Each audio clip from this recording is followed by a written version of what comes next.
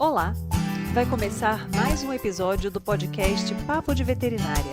Eu sou Thaís Rocha e uma vez por semana eu converso com profissionais da medicina veterinária sobre trajetória e escolhas que moldaram sua carreira. Essa entrevista foi gravada pela plataforma Zoom em 17 de novembro de 2021 e o papo completo está disponível no canal youtube.com/papo de veterinária.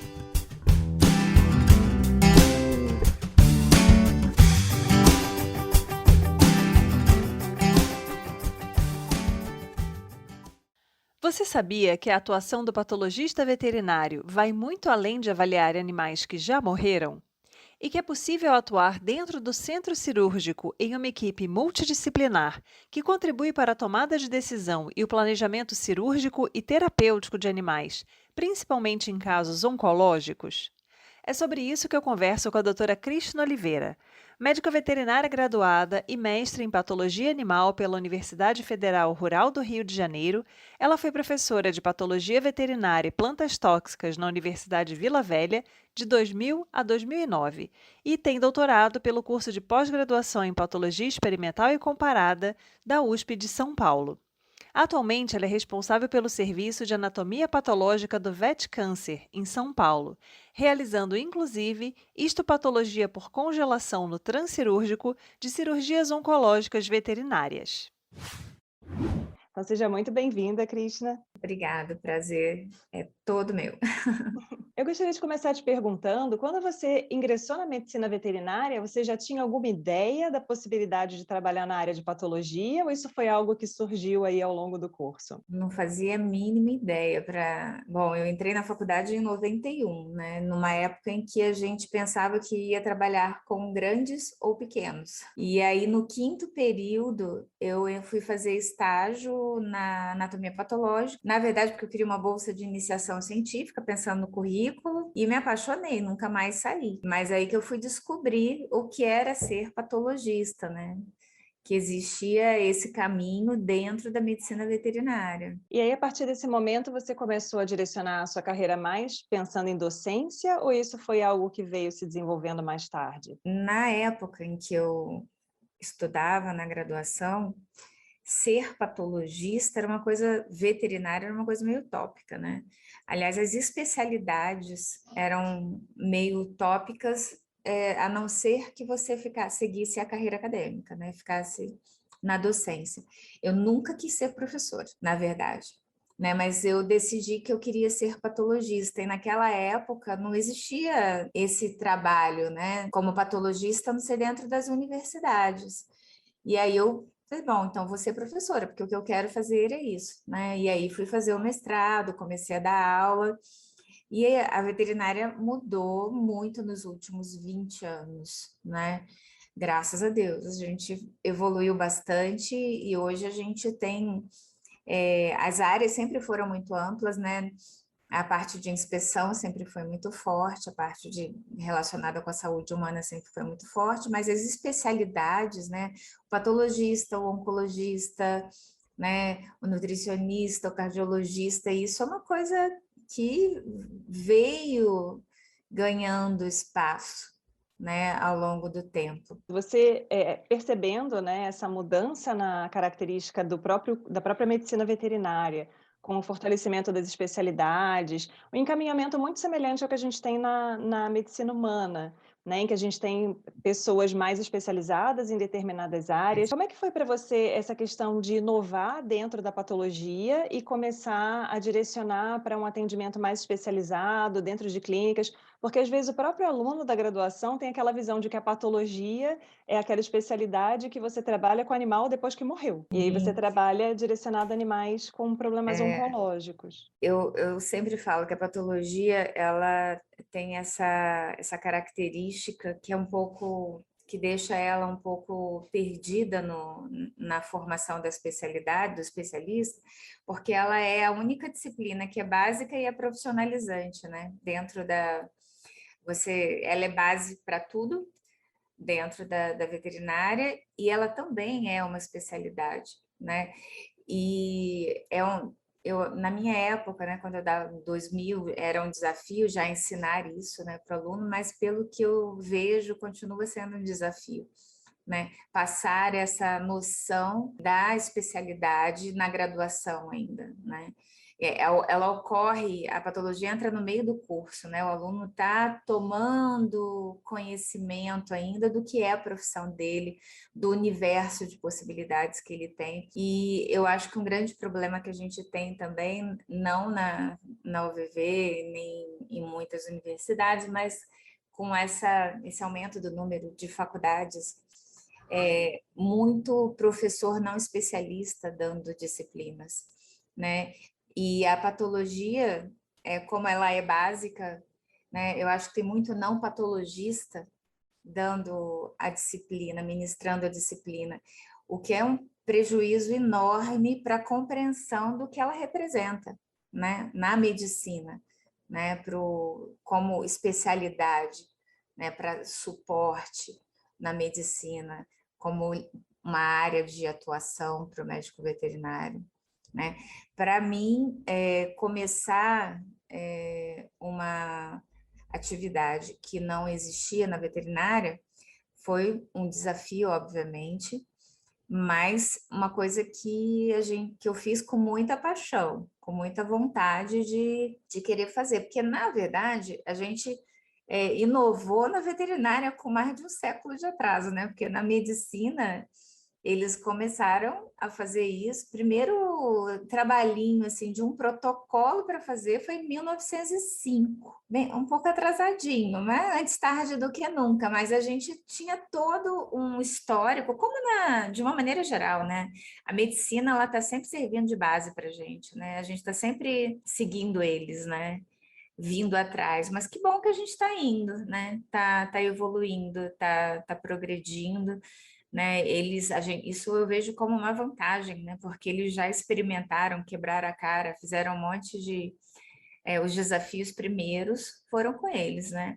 Então a gente tem essa vantagem. E como na medicina já tinha um histórico antigo, eu não tive resistência, né? Na verdade, eu encontrei muita receptividade dos colegas que já estavam se especializando na oncologia, e à medida que se estuda, se compreende mais a importância das ferramentas. Eu acho que a gente tem um mercado muito grande na patologia para crescer, né? Eu fiz um levantamento recentemente, hoje, eu comecei a fazer a patologia do transoperatório em 2009. Né? E hoje, são 12 anos depois, a gente não tem 10 veterinários patologistas no país fazendo. Então, o mercado é gigantesco, tem espaço para muita gente ainda. Na verdade, não tem espaço, tem necessidade. E aí, essa inserção no mercado, você considera que ela é quase que natural dentro do curso da sua carreira, né? De você encontrar esse nicho, mesmo que, né, atrelado aí a um histórico que na medicina humana já era bem mais antigo, mas de qualquer maneira, isso ainda não estava sendo feito na medicina veterinária. E é importante Tá? que a gente tenha, principalmente as pessoas que estão mais novas, né, se formando, olhando, né, tendo essa capacidade de enxergar todas essas possibilidades que existem para a nossa profissão e que ainda estão ou muito incipientes ou ainda nem ninguém se ligou que aquilo é uma possibilidade real. Mas você acha que essa transição, né, entre aspas, deixar a docência para se inserir em um mercado privado, foi Ela tranquilo? aconteceu naturalmente, né, na verdade, porque foi paralelo ao doutorado, de o afastamento, né, da docência para fazer o doutorado, e comecei a trabalhar paralelo ao doutorado. E o mercado meio que engole a gente, né?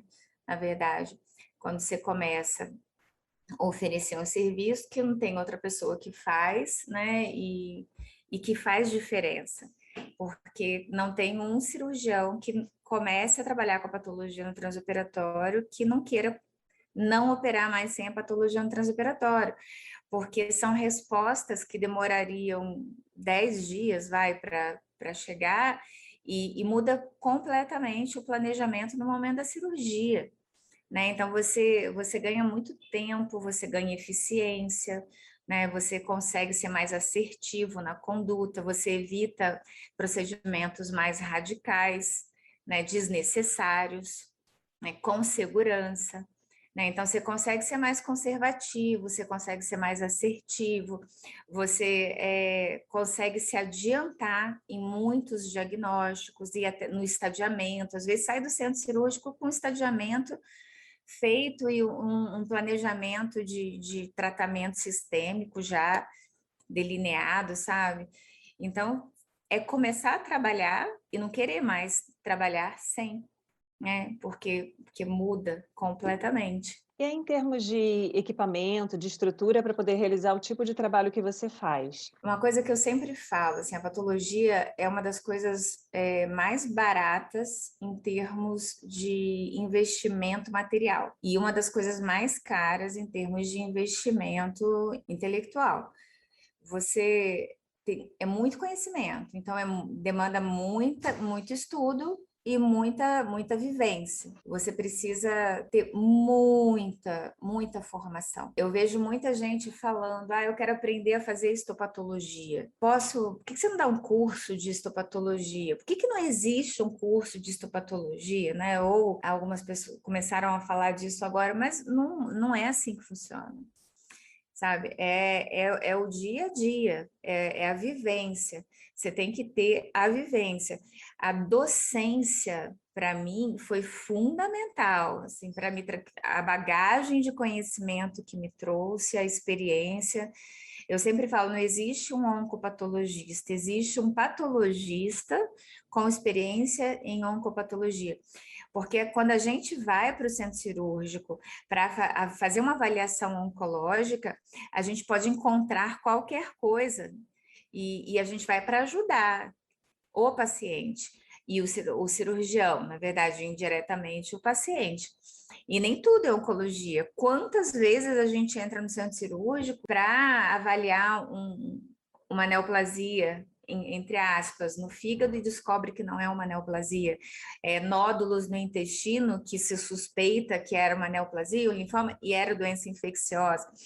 E a gente, ou doença metabólica, ou doença. Então, você tem que ser, antes de tudo, você tem que ser patologista, né? Você tem que conhecer muito bem anatomia, drenagem, diagnósticos diferenciais, doenças infecciosas, doenças metabólicas, doenças, né? Você tem que saber ter mais experiência com diagnóstico oncológico, porque a gente trabalha muito com memória visual do histopatológico de rotina, do HI, a técnica de congelação, a técnica de citologia que a gente usa no transoperatório são técnicas limitadas, com bastante limitações frente ao HI, do tecido processado. Então, você tem que ter aí um caminho longo, né, um arquivo de memória grande para poder fazer associação, né, e a correta interpretação dessas ferramentas mais limitadas, né? Então, o investimento, na verdade, maior é esse. O seu tempo vai valer muito mais. O patologista que trabalha no laboratório, ele faz inúmeros diagnósticos numa manhã, numa tarde. Quando ele vai para o centro cirúrgico, ele vai ficar uma manhã inteira ou uma tarde inteira. O tempo dele o tempo e o conhecimento, na verdade, é o investimento de maior valor, né? E que depois você vai ter que trabalhar muito bem para ser remunerado. Porque os equipamentos você consegue comprar de segunda mão da medicina mais barato. Os novos não são muito caros, o investimento hoje mais caro seria do microscópio, um bom microscópio, né? Você gasta uns 15 mil reais, um criótomo novo uns 10 mil reais, micrótomo novo uns 10 mil reais. Eu considero isso, pensando em equipamentos da medicina veterinária, um investimento baixíssimo. Você pensar num aparelho de ultrassom, um aparelho de raio-x, foco cirúrgico, monitor cardíaco, equipamento cirúrgico, né, instrumental cirúrgico, nossa profissão é cara, né? Ser veterinário não é barato. E eu achei bacana a questão de você comentar a respeito da necessidade de uma bagagem, né, de um conhecimento prévio, bem consolidado, para que você possa se inserir em uma área que é recente e que tem essa carência de atuação ainda, Sim. né. A gente tem um programa de trainee desde 2015. Inclusive, a minha primeira trainee é daí, de Vila Velha, a Maíla. Não sei se você conhece a Maíla, que estudou na UVV Não, não conhecia. também. Foi orientada da Mayra e ela foi a primeira trainee. Depois da residência, aí, na UVV, né? E aí, depois dela, eu tive uma trainee que eu abri exceção de não ter residência. E eu falei para ela, olha, você sai daqui, você tem que fazer residência, não tem como, sabe? Não faz. E hoje em dia eu não aceito mais o trainee que não tenha residência, né? Ele tem que ter residência, porque o aproveitamento é muito, ele vai começar a caminhar quando está terminando o trainee, né? E caminhar capenga, né? Porque fica sabendo bastante de oncopatologia, mas não é patologista. Tem que passar pela residência, pela vivência, o mestrado, né? Que algumas lá na rural, o mestrado está associado à vivência. Em Santa Maria, em algumas universidades, o mestrado é meio residência, né? Existe algo que talvez você tivesse feito de uma maneira diferente, se você soubesse o que você sabe hoje, em termos, assim, de planejamento, né, de caminhos que você percorreu? Olha, eu faria tudo igual. É? Que maravilha! Eu faria tudo igual, porque eu acho que tudo que eu fiz caminhou para eu estar aqui, né, hoje.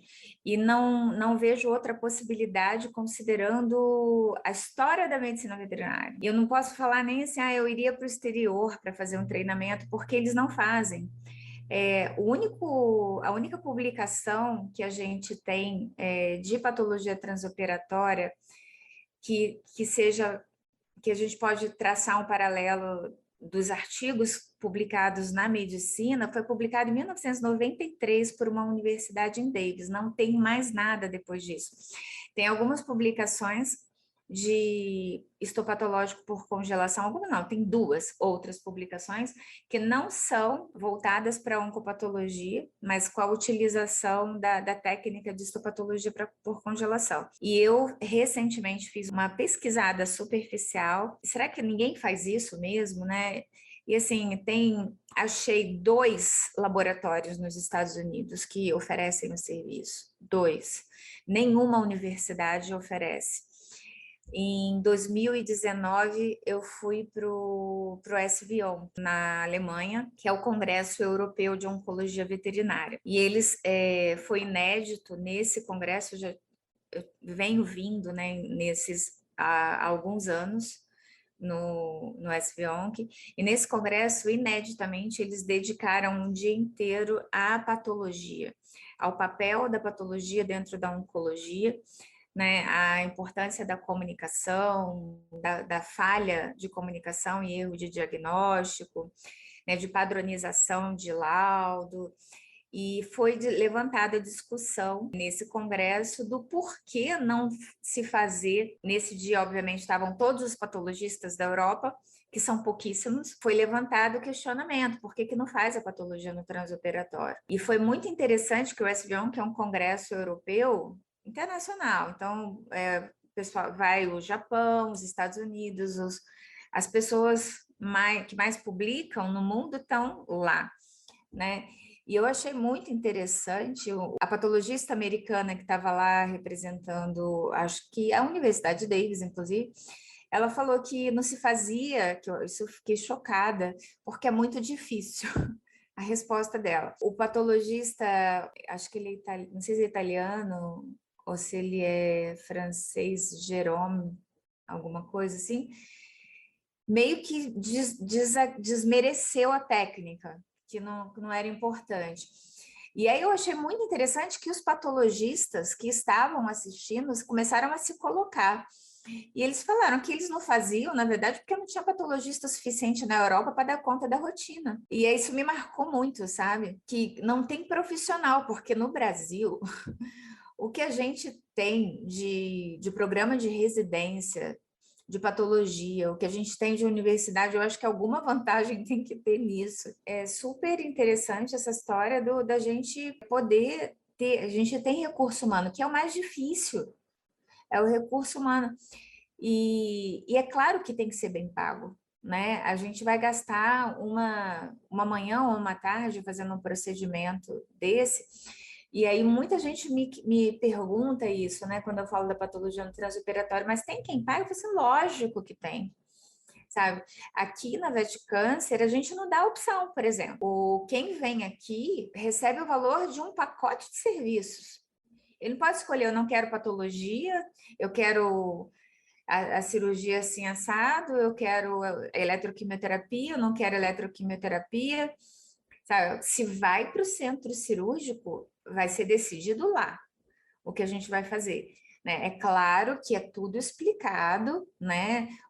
Como é que a gente trabalha, o que vai ser feito, quais são os benefícios, né? Quais são as chances da gente ter os melhores resultados, de resolver, né? De curar ou não, qual a diferença que vai fazer. Tudo é muito conversado, não tem consulta com menos de uma hora para explicar todo esse processo. Muitas vezes a patologia é chamada na consulta. A gente pratica a interdisciplinaridade, né? Efetivamente aqui.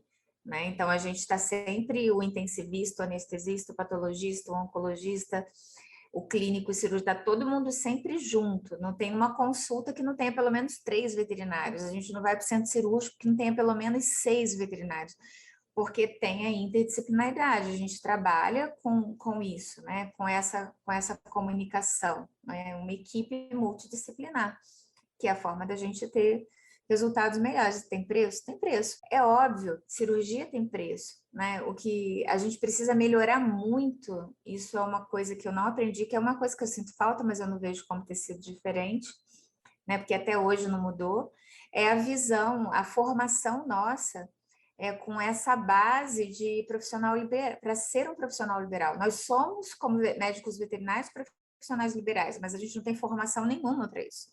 Ninguém, eu pelo menos não tive, e eu fico vendo que isso se perpetua, essa visão comercial, como vender o seu serviço, né? Como cobrar, como calcular o valor do seu serviço. A gente não tem isso. Né? É uma coisa que na medicina veterinária, de uma maneira geral, você aprende batendo cabeça, né? Você aprende fazendo.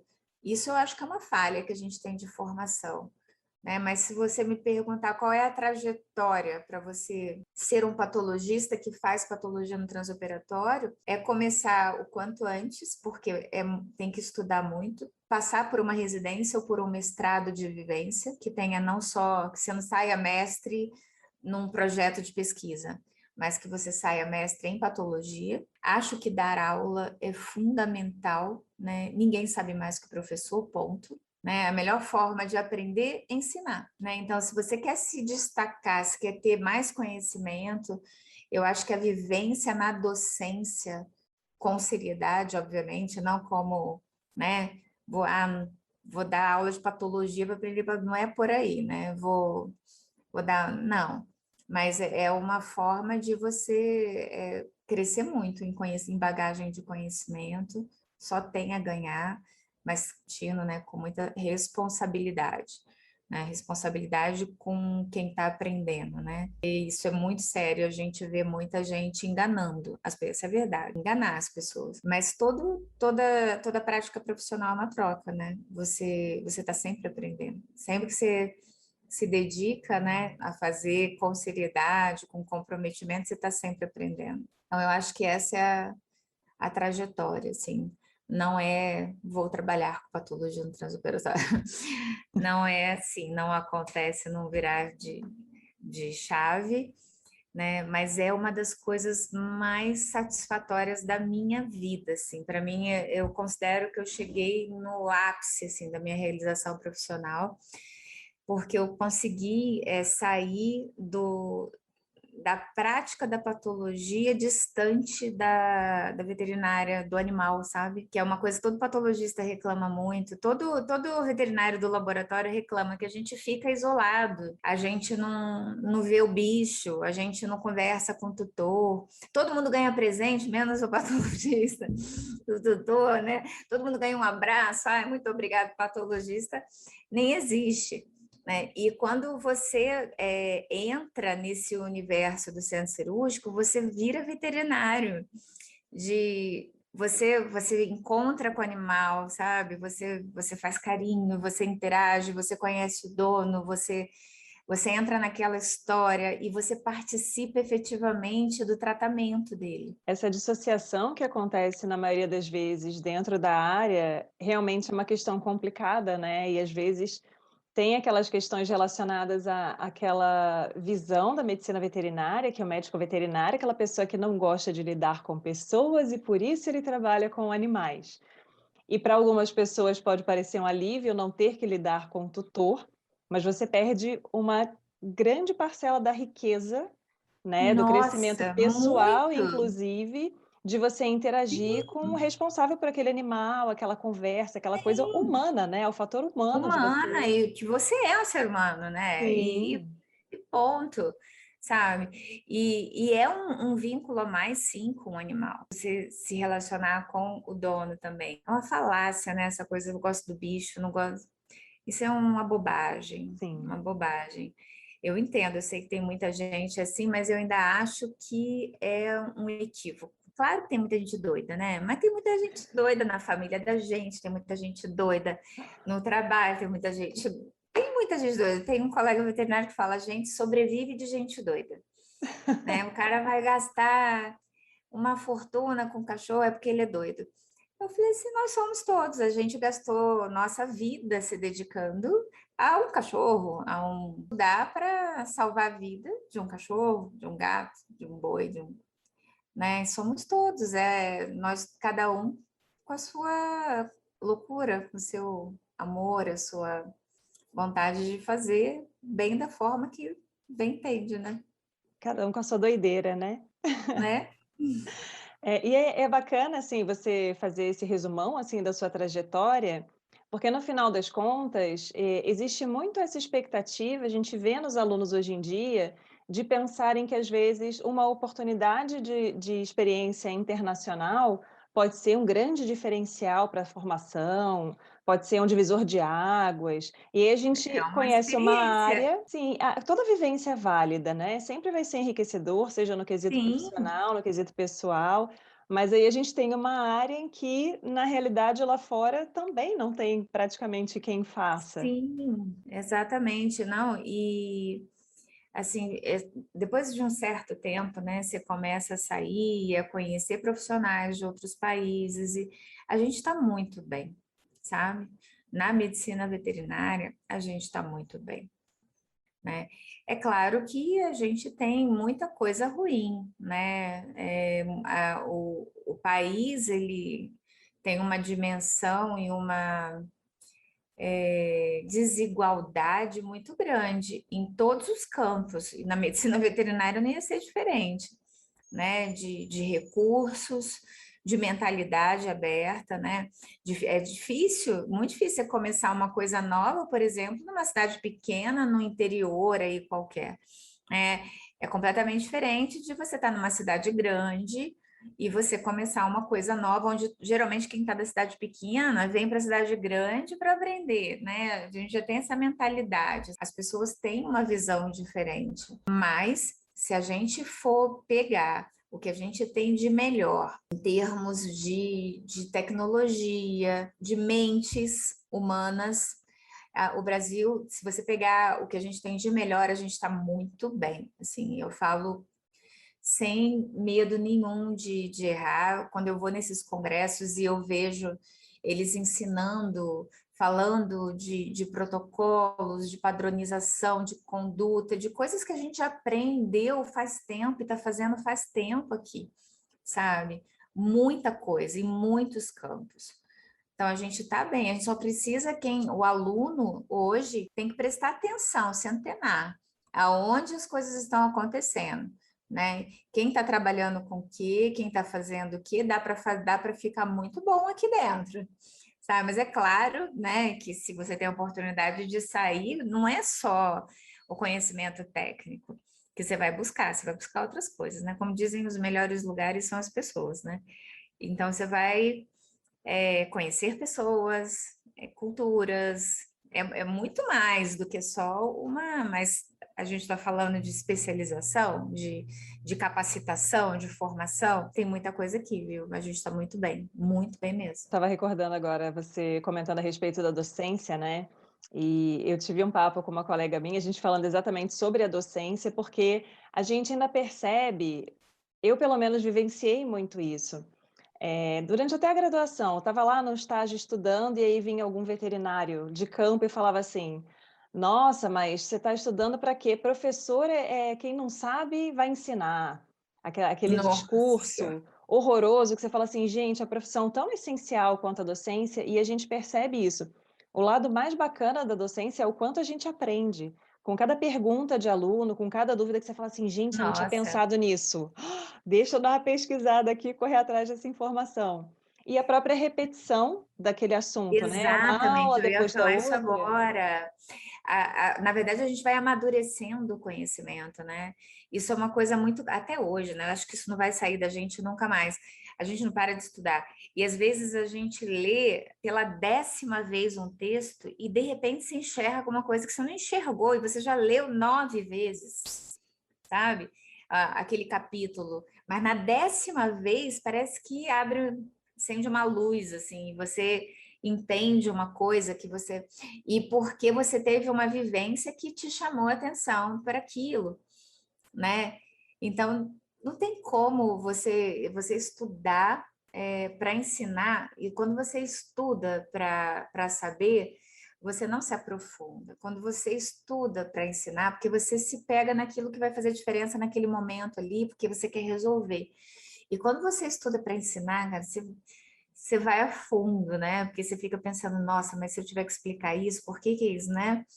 E aí você vai, e essa repetição, você vai amadurecendo, vai sedimentando o conhecimento, né? E assimila muito mais fácil quando você vê na prática. Visão, assim, que você fala, gente, é melhor ouvir isso do que ser surdo, né? Aquele É, famoso. tipo isso, tipo isso. Sim. E a questão, né, que eu acho que é interessante a gente ressaltar para os alunos a importância da vivência, da experiência, de você ir para lugares diferentes, porque às vezes a Nossa, gente muito percebe, estágio. porque às vezes a gente percebe aquela questão mais prática. Ah, eu já estou aqui na instituição, então eu vou fazer estágio aqui, vou fazer o curricular aqui, vou continuar aqui. E às vezes você mudando de ambiente, você pega uma técnica diferente, uma interpretação diferente, uma vivência Experiências diferente, diferentes. e é extremamente Né? enriquecedor, né? Experiências diferentes, porque eu falo, a gente tem bastante estagiário, eu adoro. Essa parte eu acho uma das partes da nossa profissão que eu mais gosto, né? Quando eu estava dando aula, era os estagiários e os residentes. Aqui eu amo essa coisa do trainee, a gente dá bastante curso, estágio curricular, né? E uma coisa que eu sempre falo, busque um mestre. Faz toda a diferença ter uma referência, sabe? Então, quem é que sabe mais desse assunto, sabe? Quem é que se destaca? Vai fazer estágio com esse cara, porque o livro está acessível para todo mundo, mas a vida do cara, a cabeça do cara, a experiência do cara é do cara, entende? E como a gente aprende com isso? A gente são atalhos, né? Ter um mestre é fazer atalhos para você chegar num lugar, porque todo mundo pode aprender sozinho, os livros estão aí, sabe? Mas eu sempre falo a diferença que fez, eu sou muito grata aos meus mestres, assim, de me mostrarem o caminho, de me contarem das suas experiências, né? De pegar aqueles casos que eles viram e abrir o livro e comparar, sabe? Você não esquece isso nunca mais, né? Então, ter um mestre é uma coisa muito importante. Eu sempre oriento isso para os estagiários, sabe? Quem está na patologia, né? Eu sempre falo, vai para Porto Alegre ficar com Davi e Maia, vai para Santa Maria atrás do... Vou falando dos nomes, sabe? Essas pessoas, elas têm uma vivência que vale ouro, sabe? Se você ficar meia hora do lado dessas pessoas, você quase que aprende por osmose, porque elas transpiram conhecimento, né? Transpiram conhecimento, vivência, e você não esquece nunca mais, nunca mais. né? Você vai estudar, você vai ler, você vai lembrar do que você ouviu, e aí isso é uma forma de repetição, de sedimentar conhecimento. E a importância dos eventos acadêmicos também, né? Porque às vezes a gente Sim. ainda não está muito inserido naquela área, não tem uma referência muito forte. Nesses eventos, em geral, as pessoas que são chamadas para participar são aquelas que são realmente, né, têm experiências Sim. bacanas para compartilhar. Existem muitos eventos online acontecendo, então é uma oportunidade boa para quem está em locais Isso foi distantes. muito bom. Fez muita diferença, viu? Se teve uma coisa que eu acho que acabou sendo boa nessa pandemia, foi isso, porque muitos congressos continuaram acontecendo e pessoas que não poderiam ter feito, não, né? Muito veterinário no Pará, sabe? Que é super caro, né? Sair do Pará. Essa galera cresceu pra caramba, sabe? E meio que ficou igual a oportunidade de participar dos congressos, né? Diminuiu esse custo de deslocamento, né? Às vezes, até alguns Congressos ficaram cursos mais baratos. precisa de menos estrutura, né? E aí você tem Não como tem, exatamente, identificar exatamente. pessoas que são referências, então, mas de qualquer forma é importante dar uma filtrada também, porque além de crescer a oferta de congresso, de encontro, né, de eventos online, também tem curso pipocando para tudo quanto é lado. E aí, às vezes, existe uma Sim, dificuldade do aluno em filtrar o que é um sim. curso de captação de dinheiro e o que é um curso realmente de E a formação. diferença que faz ter um mestre, Sim, como, né, um orientador. A é. pessoa que vai ajudar nesse direcionamento, né? Não é à toa que tem o nome orientador, né? Super importante, porque tem muito isso mesmo, fato, né? A gente não pode ficar falando sobre isso, mas às vezes eu fico meio revoltada de ver, sabe, propostas de formação que são irreais, sabe? É meio de captar dinheiro e pronto, sabe? É aquela E coisa tem muita coisa boa acontecendo, né? Tem tem. muita possibilidade por aí. Eu acho que um bom orientador faz toda a diferença. Um professor em que ele confie, conversar, sabe? Pedir ajuda, sabe? Olha, eu gosto disso, por onde eu posso ir? Né? Principalmente o professor que seja de uma área que o aluno goste, Sim. porque se ele é da área, ele sabe quem é bom, ele sabe quem pode ensinar, né? Ele sabe, porque a gente sabe que, né, as áreas são eu não sei nada de, né, quem é cirurgia de cavalo. Vou indicar quem? Eu vou indicar ninguém, eu não sei. A gente vai se afunilando, né, no Vai universo bitolando na da nossa gente, área, né, vai rolando. bitolando na nossa A área gente ali. vai convivendo com outros iguais, cada vez mais. Né? Então, na nossa área, a gente sabe quem é bom, a gente sabe quem se destaca, a gente sabe quem é referência. E então, eu acho que esse é o conselho de ouro assim, para o aluno, sabe? À medida que se identificando com a área que gosta, também é se aproximar do professor, né? Para receber essa orientação, essa melhor orientação. E não ficar sapeando na internet achando para não Eu vou cair em descobrir um furada. curso que em um final de semana eu vou ser o rei dessa área aqui, né, com um Gente, pequeno investimento de alguns R$ 1.000. pois é, Complicado, aí né. é doído, né? E aí, em termos de rotina, como é que funciona a sua rotina de trabalho em uma semana? Às vezes, assim, né, lógico que quando você tem acompanhamento de transoperatório, é uma coisa meio, né, às vezes não tem muito como planejar. Mas você tem mais ou menos uma rotina estabelecida, assim, para a gente ter uma ideia de como é? Minha rotina hoje, né, aqui no laboratório, nós somos três patologistas, né? Tem eu, a Diana, que foi trainee e a gente efetivou, e a trainee atual, que é a Lana daí, da UVV, inclusive, né? Que fez também residência com a Mayra. E hoje está pronta, assim, a trainee patologista pronta já. Então, nós somos em três. Então, a gente consegue organizar muito bem o laboratório. Se não fosse, não seria possível. Porque a gente faz serviço volante fora da VetCâncer, né? A gente presta o serviço para hospitais e clínicas Hoje a gente foi para uma cidade no interior, a 1h30 daqui, por exemplo, né? Então a gente vai uma, né? E ficam duas, porque se tiver cirurgia aqui, desce uma patologista e tem sempre outra no laboratório. Então somos 3. A rotina do laboratório, ela tem o histopatológico que chega de fora, a citopatologia que chega de fora, né? Somos um laboratório, a gente recebe material normal. A gente faz necrópsia, né? Toda semana chega cadáver para fazer necrópsia. Se está todo mundo no laboratório, a gente trabalha em equipe. Se não, a gente vai se distribuindo. A cirurgia volante e a cirurgia aqui tem quase todos os dias. Né? Aqui, principalmente, a volante nem tanto. Toda semana, com certeza, né? A gente teve hoje, vai ter amanhã e vai ter sexta-feira, por exemplo, fora, né? E vai ter aqui também, na clínica. E aí vai ter sempre alguém aqui no laboratório. E quem fica no laboratório o patologista que vai participar da consulta quando necessário, que é uma coisa que a gente faz aqui bastante. Se a consulta chega e tem formação para fazer citologia, quem desce para fazer é o patologista, não é o oncologista que vai fazer.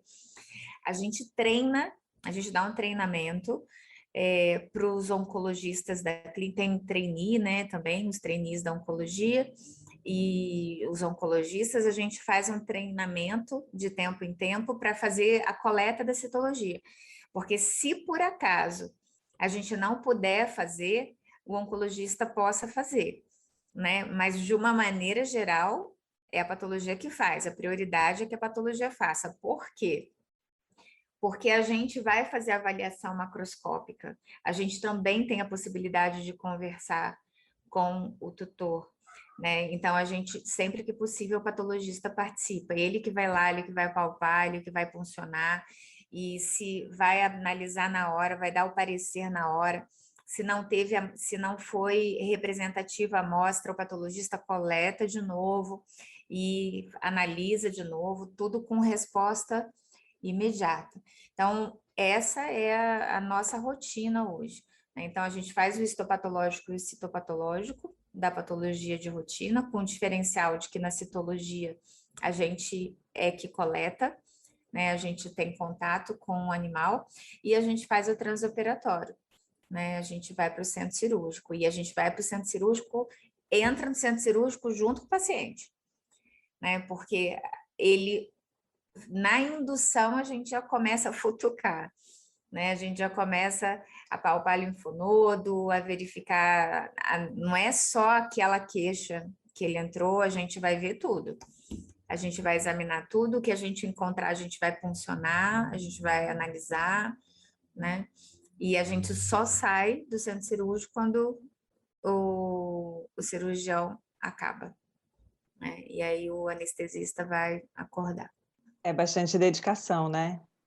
É muito tempo E lá. realmente é um acompanhamento diferenciado, né, porque É, é totalmente diferente de o cirurgião no momento do ato cirúrgico coletou uma amostra lá do que ele viu e enviou, né, ter um sim. patologista lá dentro com essa visão com relação àquele caso em particular, né. E aí para pessoas que têm a vontade, né, o desejo de se inserirem no programa de trainee aí com vocês, qual seria o caminho, né, para estágio curricular, estágio vocês têm estágio A que não é gente, curricular? estágio só curricular, né? Aqui em São Paulo, eles são muito rigorosos com as leis trabalhistas. Como expor, eu acho uma bobagem. Eu acho que falta alguém lá que faz as leis ser veterinário e ter noção do que é a nossa rotina, que a gente não é empresa como multinacional, como médico, não é uma realidade, né? E eles estão vetando que alunos possam ter a vivência profissional, né? O que o aluno da veterinária está ganhando, na verdade, é conhecimento, né? Mas, enfim, a gente não dá, a gente dava estágio curricular, não curricular, agora a gente não dá mais, né? Porque dá problema mesmo aqui. Então, o estágio curricular a gente dá para o aluno da graduação, para o aluno da residência e para os pós-graduandos. Enquanto tiver vínculo com uma instituição, a gente oferece o estágio curricular, né? A gente exige, uma exigência que a gente tem que é o uniforme, né? Só isso. Então, para fazer o estágio curricular, quem se candidata e se tiver, porque tem um número, né, que a gente aceita máximo de alunos, ele tem que providenciar o pijama e o avental com a logo da VetCâncer e o nome dele. E para extracurricular, a gente, para não dizer que a gente não dá possibilidade de ninguém fazer, a gente tem curso de imersão. E aí é cobrado, porque a gente não pode fazer, né? Então, a gente vende como curso de imersão e aí tem que ficar 30 dias. Não dá para falar assim, ah, quero fazer um curso de imersão Não, é um curso de 30 dias, né? Que aí a pessoa fica imersa. Para patologia no transoperatório, a gente tem a mentoria também. A mentoria, ela é oferecida para patologistas já, né? Para quem já está atuando. São 2 alunos por mês, 3 dias na semana corridos, inteiros, né? A gente faz praticamente um dia inteiro de teoria e discussão de caso. No dia seguinte, a gente tem um meeting com patologistas que já trabalham para falar das suas experiências, e depois é só treinamento de prática. E, obviamente, ninguém vai sair daqui pronto para fazer patologia no transoperatório com isso, né? Vai sair daqui com as bases para começar a se preparar para fazer. E chama mentoria porque é uma assistência permanente, né? Então, a pessoa vai ficar com a orientação para sempre. A gente tem um grupo permanente, né? Os mentorandos vão para o centro cirúrgico nos seus respectivos estados e já começaram a fazer, eles ficam, amanhã eu vou fazer, e aí a gente fica de prontidão para ajudar. Então, essa é a diferença, assim, né? E óbvio que antes disso a gente orienta, a gente não pode controlar ninguém, mas a gente orienta o que é necessário antes de ir para o centro cirúrgico. Aí o trainee, em Acho que é geral, isso. tem um processo Agora, seletivo? o trainee a gente faz um processo seletivo. Hoje tem que ter residência, né, na patologia. Não, a gente não nem admite para o processo seletivo quem está se formando, né, eu já fiz isso, mas, para ser bem sincera, eu me senti honesta, sabe? Em treinar uma coisa que não... É como se eu estivesse enganando, né? Porque a pessoa não está pronta. Vai sair daqui, ficar um ano no trainee e vai ser o quê? Está incompleto, sabe? Tive 2 trainees que não tiveram a residência antes, são ótimas, estão muito bem. Elas saíram daqui para fazer, a gente orientou, uma já está no doutorado, a outra também está entrando no doutorado agora, que fizeram residência, mestrado e doutorado mesmo depois, né? Inverteram a ordem, mas eu acho que o aproveitamento melhor não se dá assim, né? Então precisa ter a residência. E a gente faz uma ementa, né? Tem um conteúdozinho, né, para estudar, um concurso. E aí, no caso, você diria que uma pessoa que já passou por aí, já fez algum tipo de estágio, algum tipo de vivência, tem uma chance maior de conseguir passar nesse processo seletivo ou não? Porque às vezes é uma dúvida que o Não, aluno tem, né? Às vezes para programa de residência, por exemplo, algumas não. instituições a gente sabe que tem esse histórico, né? Ah, se você não fez estágio ali, nem Eu tenta, sei, eu sei. né? Eu acho que é válido, né? Você vai ter uma vantagem de conhecimento, mas não uma vantagem na minha avaliação. Entende? Você tem nosso programa de estágio aqui é muito sério, né? Então, o aluno que vem fazer o estágio, ele tem que apresentar seminário toda semana, ele tem que estudar, a gente exige muito isso, né? Então, eu acho que fazer o estágio vai fazer diferença para o aluno, que, aliás, eu acho que é uma coisa que os professores deviam orientar mais, né? Também os alunos quando vão para o estágio curricular. Onde vai fazer esse estágio? Né? Porque é muito importante. A Alana, que agora é trainee, ela fez estágio aqui quando ela estava Ela estava depois de se formar, foi estágio e nem foi curricular. Na época eu ainda aceitava, né? Mas aceitava assim com restrições, porque era indicação da Mayra, né? E ela queria fazer a patologia e tal, já tinha feito os estágios curriculares, aí ela veio e ficou aqui um mês.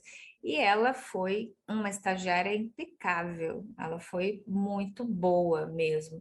Então, quando ela foi para a residência, ela falava, eu vou voltar para fazer o trainee. Eu já fiquei pensando nisso, disse, nossa, eu quero que a Lana, na época, ela fez junto com um outro aluno da Federal do Rio Grande do Sul, e os dois foram excelentes. Eu fiquei 2 anos rezando para os dois virem fazer o trainee, porque eu queria, porque o trainee, ele é uma via de duas mãos, né? Ele ajuda pra caramba, ele trabalha, né? Ele ganha conhecimento, a gente, aliás, isso é uma coisa importante falar, no estado de São Paulo tem lei, contratação e remuneração de trainee, que eu não sei se tem, pelo que eu tenho conversado com outros colegas que estão instituindo o programa de trainee, parece que não tem, em Minas eu sei que não tem, no Rio eu sei que não tem, não sei mais outros estados. E aí esses colegas estão pegando essa lei daqui de São Paulo, mas é uma lei estadual. Então a gente segue, tem a remuneração do trainee 1, do trainee 2 e vai até trainee 3. Então é CLT, tem uma lei com o valor de salário de hora trabalhada, é tudo bonitinho, com carteira assinada. É interessante comentar sobre isso, porque é aquele tópico que a gente estava falando, né? A gente, durante o curso, não aprende a cobrar pelo nosso serviço, a gente não aprende a receber dinheiro. E, pelo menos durante a época da graduação, que quando nós estávamos na graduação, né? Eu formei um pouco depois de você, a gente nem tinha a opção de um estágio remunerado na época. Praticamente nenhuma instituição Não oferecia, existia, e a gente não investia, a gente existia. pagava para fazer os estágios para Pagava, obter o conhecimento, né? Para ter essa sim. experiência O junto que a a esse gente estava profissional. ganhando era outra coisa, né? E o trainee, ele acaba sendo isso, o seu salário maior não é o dinheiro. É claro que é, né? Você já é profissional, você está recebendo um salário, mas não é o piso do médico veterinário, porque a outra parte do seu salário, na verdade, é o seu treinamento, é o É que como a você está pós-graduação adquirindo. também, né? Que na realidade você Exatamente. recebe, se você conseguir receber uma bolsa de pós-graduação, não é um dinheiro, como as pessoas pensam, né? Nossa, está mamando nas tetas do governo, Pelo amor nadando de Deus. abraçadas naquela grana toda que recebe. Como assim, né? Malemar Pois a é. gente paga um aluguel, mas enfim, É um auxílio, né, para você se sim. manter e conseguir chegar até o final. A duras penas, mas vale a pena, né? É importante. Eu acho Nossa, que muitos alunos assim têm essa dúvida com relação realmente a quais são as etapas que valem a pena, né? Se tem que ter um perfil para entrar na pós-graduação, para fazer um mestrado. E às vezes depende muito do percurso que você quer. E a gente vê que até para uma atuação, né? Você tem a experiência docente, que é uma bagagem que nunca se perde, né? Inclusive é parte de vários degraus aí da sua formação. exatamente. Mas a gente vê que, às vezes, a pessoa que tem a intenção de trabalhar na iniciativa privada, ela não tem muito essa percepção da importância de um mestrado, de um doutorado, às vezes até de uma experiência docente, esse trajeto aí da formação. Este foi o Papo de Veterinária. Obrigada por ficar conosco até aqui. E não esqueça de compartilhar com seus colegas que também gostariam de saber mais sobre a profissão. Toda quarta-feira temos vídeos novos no youtube.com/papo de veterinária. E às segundas-feiras estarei aqui com vocês para mais um episódio. Até lá!